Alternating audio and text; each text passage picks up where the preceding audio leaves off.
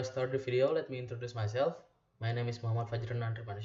My registration number is 15 2016 084.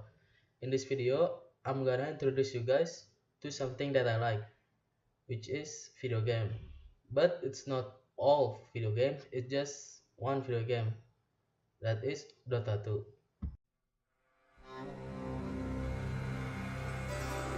Often I am asked, what does a hero truly need? Much depends upon the hero. Would you be swift? Then for you I have speed beyond measure.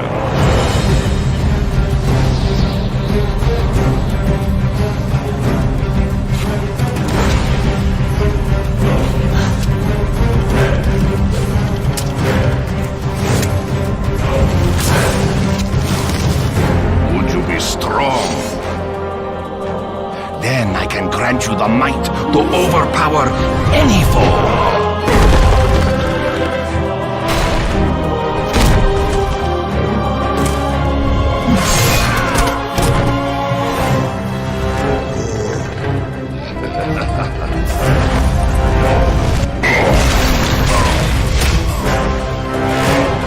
Would you be wise? Then come closer and I will unlock your inner cunning.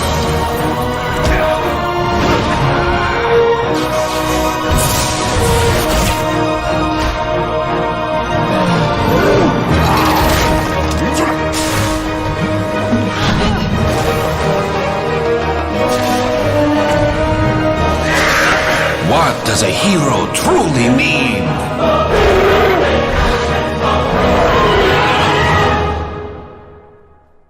That is for you to decide.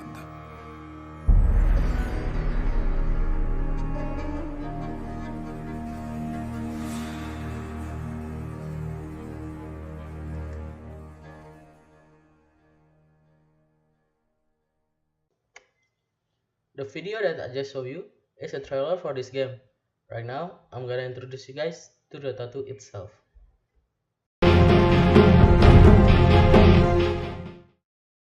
So, some of you might ask, what is Dota 2? I'm gonna answer it with Dota 2 is a multiplayer online battle arena that can be short for MOBA. You might seem familiar with this word because this kind of genre is kinda booming right now because of Mobile Legends. So, go back to Dota 2. Dota 2 is a video game that developed and published by Valve Corporation. The Dota 2 itself is developed in the year of 2009 and published in the year of 2013. So Dota 2, as you might know it from the name, is a sequel to the same name game, which is Dota. But Dota is not a full-fledged game, but only a mod for a game that has been released by Blizzard Entertainment that called Warcraft 3 Reign of Chaos and its expansion pack, the Frozen Throne. Dota 2 is played in matches between two teams of 5 players, with each team occupying and defending their own separate base on the map. Each of the 10 players independently controls a powerful character known as a hero, who all have unique abilities and differing style of play. During a match, players collect experience points and items for their heroes to successfully defeat the opposing team heroes in player versus player combat. A team wins by being the first to destroy a large structure located in the opposing team base called the Ancient. So right now I'm gonna tell you guys about the gameplay itself. So as I've told you guys before, the game is divided into two teams and each team get 5 players each. The 5 players compete collectively, destroy a large structure defended by the opposing team known as the Ancient whilst defending their own. That's what they got the name of, Defend of the Ancient. So the game is controlled using a standard real-time strategy control and is presented on a single map in a 3-dimensional isometric perspective. Heroes are divided into two primary roles known as the carry and a support. Carries, which also is called cores, begin each match as weak, vulnerable, but are able to become more powerful later in the game, thus becoming able to carry their team to victory. Support generally lack ability that deal heavy damage, instead having ones with more functionality and utility that provide assistance for their carries, such as providing healing and other buffs. Players select their hero during a pre-game drafting phase. where they can also discuss potential strategies and hero matchup with their teammates. Heroes cannot be switched mid-game, and once it's selected, they are removed from the drafting pool and become unavailable for all other players. So, as I said before, all heroes have basic damage dealing attacks in addition to powerful abilities. Each hero has at least 4 abilities, all of which are unique, which are the primary method of fighting. Heroes begin each game with an experience level of 1, only having access to one of their abilities but are able to level up and become more powerful during the course of the game, up to maximum level of 25. Whenever a hero gains an experience level, the player is able to unlock of their abilities or improve one or the other, so the player can learn another one or level up the abilities that they have one right now. And the most powerful ability of each hero is known as their ultimate, which requires them to have an experience level of 6 in order to use it. In order to prevent abilities from being used without consequences, a magic system in the game exists. Activating an ability costs a hero some of their mana points, which slowly regenerate over time. Using an ability will cause it to enter a cooldown phase, in which the ability cannot be used again until the timer counts to 0. All heroes have 3 attributes: strength, intelligence, and agility, which affect health point, mana point, and attack speed respectively. Each hero has one of the primary attributes out of the 3, which add to the non-basic damage output when increased. Heroes all have ability augmentation system known as talent tree, which allow players to further choice on how to develop their hero. If a hero runs out their health point and dies, they are removed from active play until the respawn timer counts down to 0, where they are gonna be respawned in their own base. So right now I'm gonna tell you guys about the map itself. The map divided into two areas. There are Radiants and Dyers. This area occupies a fortified base in opposite corners of the map, which is divided by a crossable river and connected by 3 paths, which are referred to as lanes. The lanes are guarded by defensive towers that attack any opposing unit who gets within its line of sight.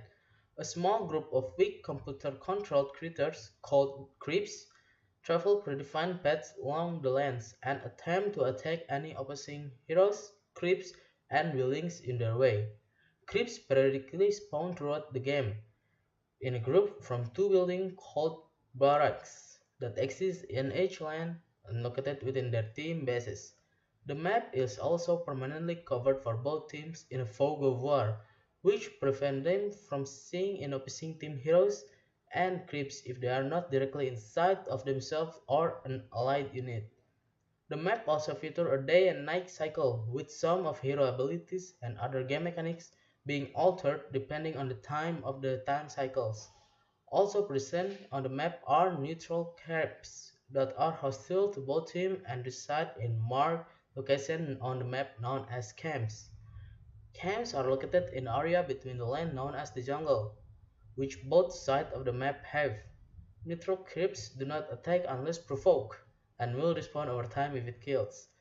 The most powerful neutral creep is called Rosan, who is unique boss that may be defeated by either team to obtain a special item. That item called Aegis. This item can revive you if you die once, so keep out for Rosan, guys. Then there's also runes. Rune is a special item that spawns in set position on the map every 2 minutes. Our heroes have various temporary but powerful power-ups when collected. So right now I'm gonna tell you guys about game types in Dota 2. Multiple game types in Dota 2 is exist, which mainly alter the way the hero selection is handled. Examples include all pick, which offer no restriction on hero selection, or random, which randomly assign a hero for each player, captain modes, which one person select a hero for their team, which probably used in a pro player play, and there is a turbo, an expedited version of all peak featuring increased gold, experience gain, bigger tower, and faster respawn time. Matches usually last around 30 minutes or more. although they can theoretically last forever as long as both engines remain standing. In Captain Mode game, an additional GG forfeit feature is available to end the game early. Dota 2 is also optionally featured a limited time event that presents players with an alternative game modes that do not follow the game's standard rules. Some of these themed Halloween themed Dark Tide event, the Christmas Eve Festival event, and the New Bloom Festival which celebrated the coming of spring. Other special game modes have also been created by Valve, including the Halloween-themed Capture Point mode Coliseum, the Combat Arena mode Overthrow, a 10 vs 10 mode, Shieldbreaker, a story-driven cooperative campaign mode, and the Under Hollow, a battle royale mode. The move to the Source 2 engine in 2005 also added arcade feature, which allow a community create game modes, with the more popular one having dedicated server hosting by Valve. One popular example, known as Dota Auto Chess, had over 7 million in-game subscribers by April 2019. Due to its popularity, a standalone mobile version by the same developer was announced for China in March 2019, although all direct to Dota 2 assets were replaced. I think that's all for me. I already covered all the basics of Dota. I'm sorry if I make a lot of mistakes. Thank you for watching.